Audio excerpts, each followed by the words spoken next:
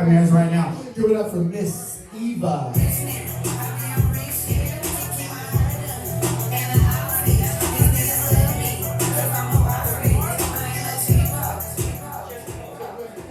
Gnarly was doing the whole thing on pronouns, and that was difficult for me because it reminds me of college. Pronouns is the reason I couldn't fuck a woman. It sucked. I went to a liberal arts college, and I was just like, okay, I want to try, but we don't believe in gender. And I'm like, I know, I just don't want to be surprised with a dick. I've gotten dick all my life. Whoa, there you go. I want to try once for a pussy. And then I didn't. I mean, I blame it on that. The truth is, though, I couldn't fucking figure out how to hit on a woman in my life. And because you never know when we become friends and talking. All of a sudden, I'm their bridesmaid. And so I realized, yeah, it wasn't gonna happen. Married a man, happy.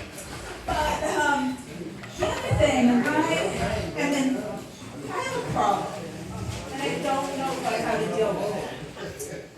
My mother wrote a play, and she asks me to help go to places and pass it out. The play is called When You Were Colored, A Mother's Story. And look at me.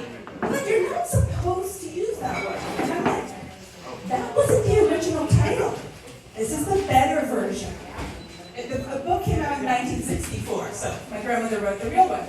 And yes, with me, it's an interesting book. It is a good book, but it's very we're 1950s, black southern woman from Atlanta, comes to California as a reason gets blah, blah, blah.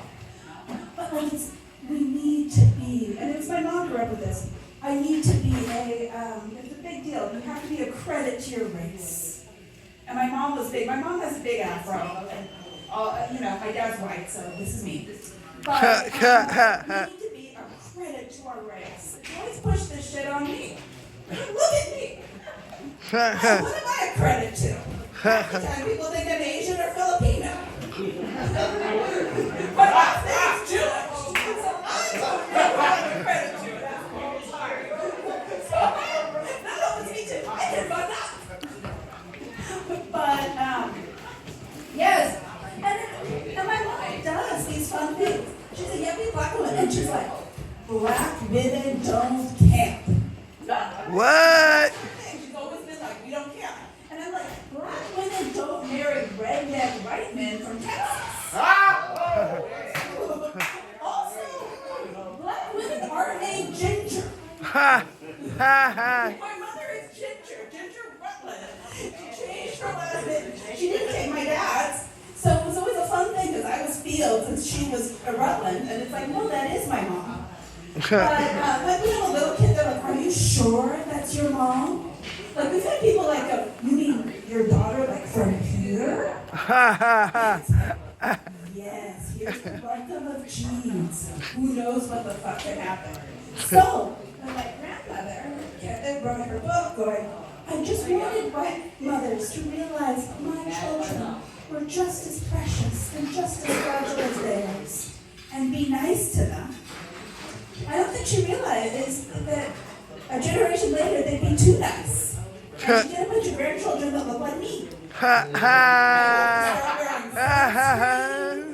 Nobody has rhythm. I want everything to be. My black mom also doesn't have rhythm.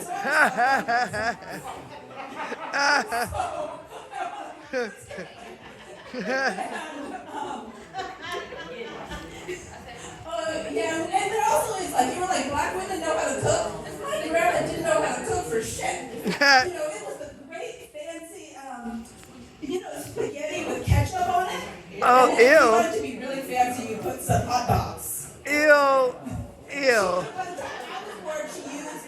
It's like she's blind. She can't cook. It's like she couldn't cook before she went blind. And grandma, she's very accomplished. She went blind at 50, became a Harlequin romance writer. Don't ever read your grandmother's romance books. If you want to sleep, there's images you should never have to see. Yes, they all are all going to see my fucking grandma. So my grandma wrote this, but you know what I find? She quit driving. But her friends, when they went into therapy, they didn't. And it explains Sacramento drivers. Even though they were blind, they kept driving. See the greatness? And I may go blind, and I don't think it'll affect my driving at all. Thank you.